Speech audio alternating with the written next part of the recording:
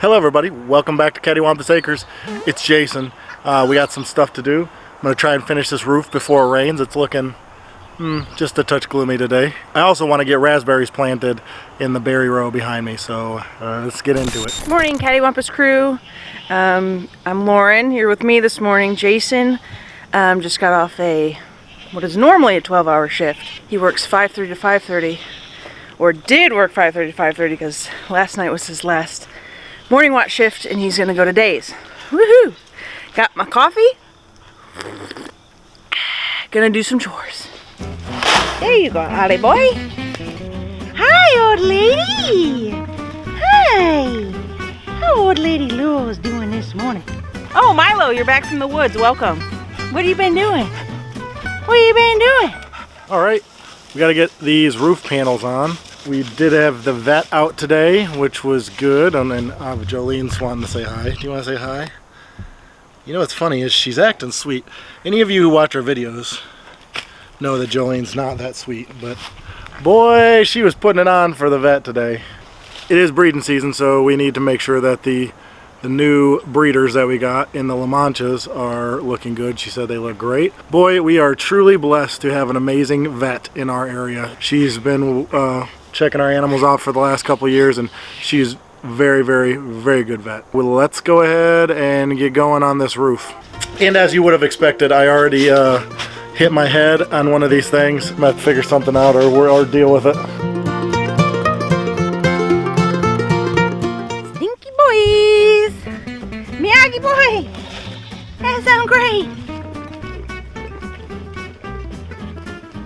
I'm coming, Fiona! Good morning, everyone! Morning, Fluffball! What you doing?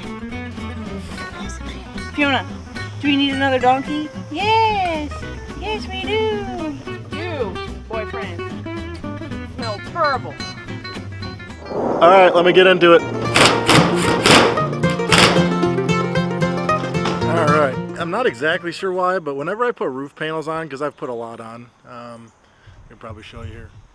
Those two buildings over there, coop, it's the coop way far away. This is the goat barn. This over here is the workshop. And then way over there, I've put roofs on a lot of things. Roof panels are probably one of the hardest things to get lined up and make them go the way you want, where all the ends meet and it's correct. So that's one homesteading skill that I'm going to be working on for a very long time. But got one side done, we just need to finish the other side. One more panel to go. I have had to twist and turn these panels so much to get everything in line. I guess it's the same as when you get something out of a box and you can never seem to put it back in the same way.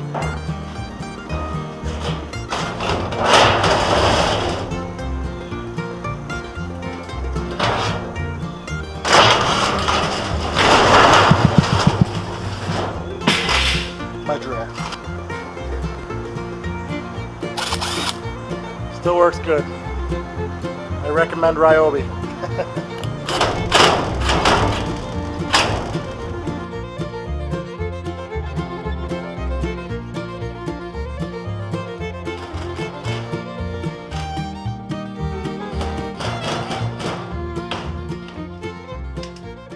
Jason's done a fabulous job on this little new milk barn we got going on. He did get a lot put on it the other day. The roofs. Oh! Morning, friends! You hungry? Feed these piggles. Right over that. So excited to have some piggle in the freezer. Oh, did you guys know that our freezer somehow, I'm gonna blame kids. It might have been, it might not have been. Our freezer, stand-up freezer, became unplugged. And that ruined 4 gallons of frozen milk that we had. And like 25 containers of goat cheese that we had froze. So that stinks.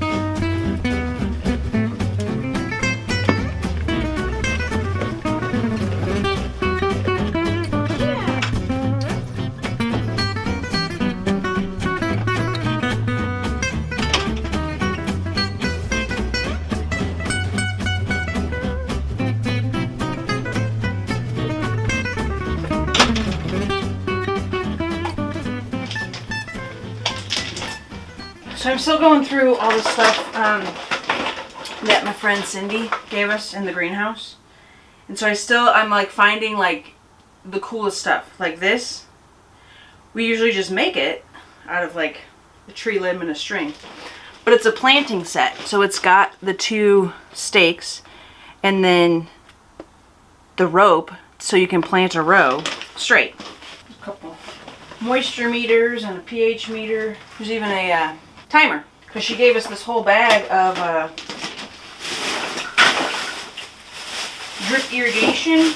It's an entire bag of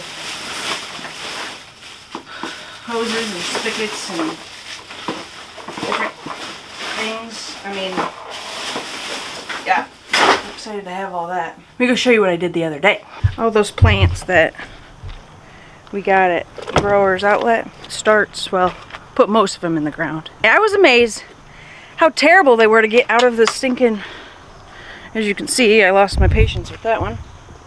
These are beets. I don't have high hopes. I think it was M.I. Gardner. I watched a video and I think beets were one of the things to never get starts of.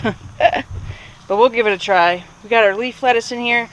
It's pretty wimpy looking, A from transplant, B from all the rain. The cabbage looks good. And then I've got to get this kale in. It's pretty. It's so pretty. So yeah, we didn't plant as much as we wanted. We didn't even get seeds started for fall, but that's life, right? We're just going to do this little bit for fall garden and then get started back. Spring planned out. We want to do raised beds in here next, and we'll fabric the rest because the weeds, they got away from us in here this year. I think that's mostly because our focus was just on the big garden because it was new. But yeah, the sun hemp, I know you've seen. Loofahs, I harvested some of those the other day. We're going to have to get the rest of them off before our day to last frost, which generally is the end of October. So I'll leave these on another, I think I picked five or six loofahs off. Got several, I mean, that's a really good sized one right there. You're pretty. Okay. Well, I hope you dry out in time. There's another guy on the other side. A couple down here. Jason planted the goji berries and the raspberries that we had picked up. I'm in the Cattywampus Acres greenhouse right now. You can hear the tiller warming up. It's starting to rain, but not too bad, but I don't want to get the camera wet, so I'm going to let you see from inside the greenhouse.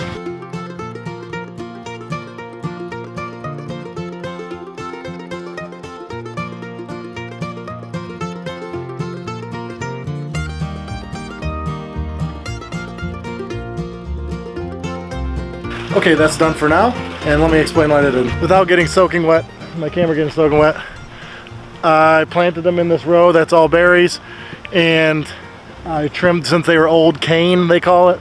Not going to get into that this time. We'll explain that when we do pruning later on. Just like everything we do on this channel, the pruning is always going to be the best thing you can do. Goji berry, raspberry, that's a new raspberry. Old raspberries that are pruned, blackberries. I gotta cut this brush back here, pretty gnarly. Yeah, we'll see if these take off. These are the loofahs that I harvested the other day. So you can see and feel the difference. And so these have like a husk on the outside of them. These seeds actually came from a friend of mine who lives in Connecticut. She found that her growing season up there is not long enough to let these mature and dry out. So she sent me the seeds because our growing season is so long down here. And we've had really good success. So we've harvested, this is our second year growing them, and we kept seeds. If you guys need seeds, you get plenty of seeds in here.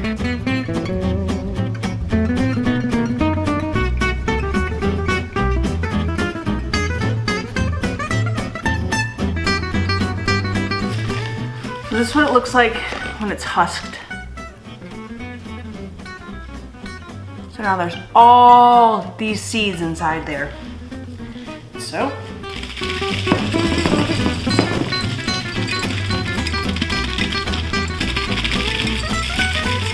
you can still hear them in there. And that's how many seeds we got from one. Some of it we'll cut up and just use here. I use them to clean our cast iron skillets. We'll take some to the shower if we have enough, but mainly these are gonna go in our soaps. And it's just a really nice exfoliant little sponge in the soap, because when we come in from outside and we're dirty and grimy and all that, this is perfect to use in soap. So I've done 3 of the loofah.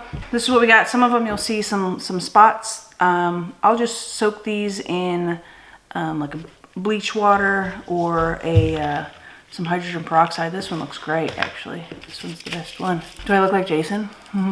Is this way? Make sure you tune in sometime next week. Keep watching. You should be, I mean, come on, let's be honest. You should be watching the videos anyways. We're gonna have a special guest with us next week coming to visit. So gardening pros, we'll call them. We're gonna hang out with them next week, have some dinner, and talk goats and gardening. Thanks for hanging out with me today. Hope you guys enjoyed it. Remember, you can get our t-shirts on our Etsy page. Order those size, colors, and whatever design you want. And Jason and I will make those and send them right to you. Also check out our soaps. Those are on Etsy as well. We love you guys. We appreciate you guys. And thanks for hanging out. We'll see you next time.